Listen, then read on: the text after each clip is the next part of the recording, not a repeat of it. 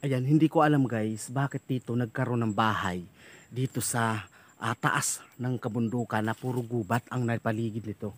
Ayan, naliligid tayo ng kabundukan o ng kagubatan. Hindi doon sa kabila. Doon sa kabila guys is ano rin siya, napakalalaking mga puno. Ayan, napakalalaking mga puno doon guys hanggang doon sa kabila. Ayan, isang challenge po yung akin pong pinasok sa araw po na ito. Ito po guys ay isang katakot-takot. Ayan, nakakatakot tong lugar na ito kasi dito sa gubat na ito, napapansin po ninyo itong gubat na ating pong pinuntahan sa araw po nito. Dito ay mayroong nag-iisang kubo. Yan, kubo ito na ewan ko kung ilang ah, taon o ilang dekada na itong naandito itong bahay na to. Pupuntahan natin. Pero ito nga, may nakapagsabi kasi sa akin na dito sa gitna ng gubat o sa kabundukan na ito ay mayroong nag-iisang kubo na napakatagal na iniwan. Ayan, inabando na, kumbaga. Hindi ko alam kung anong istorya nito pero kaya nga ito pinuntahan ko, kaya yun nga challenge ko yung sarili ko na puntahan itong ating pong ah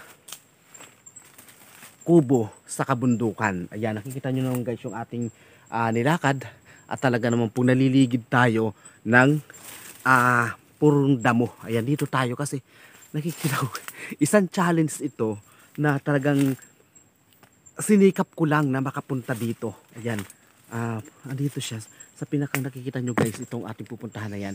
Nandyan siya sa pinakang ano yun. Nag-iingat lang ako kasi guys, hindi ako natatakot doon sa ano pa mang makikita natin dito. Ang ikinakatakot ko guys, yung ahas. Ayan, tingnan nyo naman guys yung ating dadaanan dito. At talaga naman kung wala tayong talagang walang mababakas walang mababakas na daan papunta doon sa pinakang kubo. And then bukod pa sa ron is naliligid po tayo ng gubat. Ayan, nakikita nyo nun guys, oh, purong puno ito hanggang sa doon sa kabila. Ayan, oh, wala tayo rito ang sabihin na may mga kapitbahay itong kubo na ito. Wala guys. Ayan, oh, hanggang dito pinaikot-ikot ko na guys para makita nyo naman po na talaga pong sinikap ko lang na makarating dito. Ay, puntahan natin dito. Ayan, natatakot ako guys kasi baka may ahas. Kita nyo naman guys yung ating dadaanan. Ito. Hindi, kaya nagluluway-luway tayo. Ayan guys, super challenge. Ayan, nasa-challenge talaga ako sarili ko napuntahan ang mga ganitong lugar kasi ayan, oh, mas natutuwa akong mag-challenge sa aking mga video sa mga ganitong part ayan, oh, yung na-challenge ko yung sarili ko. Ayan, nakikita ko na guys yung bahay. Nakita nyo guys, oh, nandun sa pinakang ilalim na yun doon. Ayan, makikita natin dito mamaya. Ayan, makikita natin dito guys mamaya yung pinakang ano. Ayan, dito muna tayo. Super damo. Nakikita nyo naman guys, super hirap makagawa ng isang content. Hindi natin alam kung ano po yung ating kahihinatnan. Yan, oh. Talaga wala tayo dito mababakas na pinakang daan. Okay, haray ko. Ayan, sumusuot tayo sa mga damo-damo. Okay. Ang inakatakot ko si guys yung pinakang ano, yung ahas. Ayan. Ayan tayo. Grabe. Ayan. Ito na. Ito yung pinakang bahay guys, sa pinakang bundok. Ayan, papakita ko sa inyo. Ayan guys, ito yung pinakang inabando na. Hindi ko alam kung ano at bakit ito inabando na guys. Oh. Makikita nyo naman na pinakang buo. Hindi naliligin niya tayo dito ng gubat. Ayan, nakikita nyo guys, super nakakatakot. Talagang ano lang, challenge ko lang yung sarili ko na makarating dito. Ayan, oh. Ako sa ano, baka rito kung sa ano may mga ahas na nakatira. Ayan, titingnan natin dito kung ano ba yung ating pabibidyo. Ayan, oh. Grabe.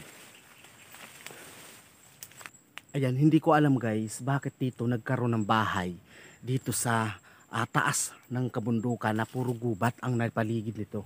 Ayan, naliligid tayo ng kabundukan o ng kagubatan. Hindi doon sa kabila. Doon sa kabila guys is ano rin siya, napakalalaking mga puno. Ayan, napakalalaking mga puno doon guys hanggang doon sa kabila. Hindi ito yung nakita ko nga lang dito. Hindi, may nakapagsabi nga sa akin na dito nga is mayroong ayan, ang pinagtataka ko. Ang pinagtataka ko guys is ito. Medyo malinis sa part na ito. Para siyang kinakalay, ikaw niwinawalis o parang hindi ko alam, parang parang ako'y ano guys, nangingilabot ako. Yan, nangingilabot ako. Parang kasi hindi ko alam kung ano ang nangyari, bakit ito inalisan o bakit dito nagkaroon ng bahay sa lugar na to.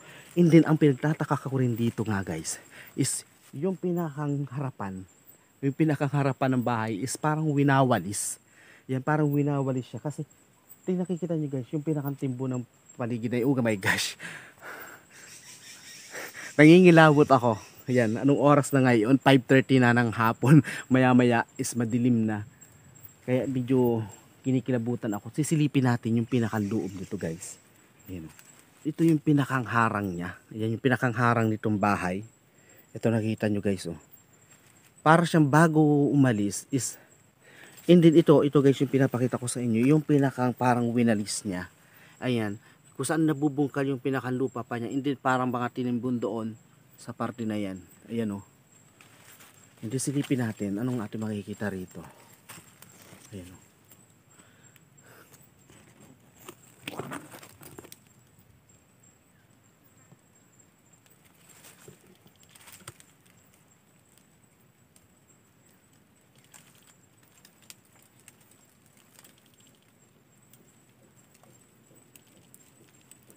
Ayan, super nakakatakot guys.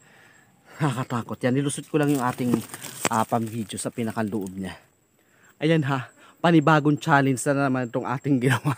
Panibagong challenge ito, pinaghirapan kong puntahan kahit na tayo ay yung ating isang paa ay nasa ilalim na ng lupa. Ayan, kumbaga hindi ko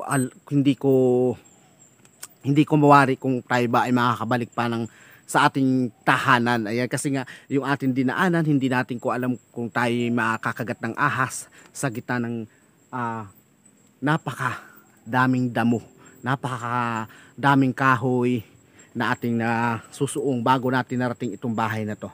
Ayan, nakita nyo naman guys. Ayan o. Pero ito nasa gitna ng gubat. Ayan. Sana po na gustuhan po ninyo ang video ito. Maraming salamat po sa inyong panonood.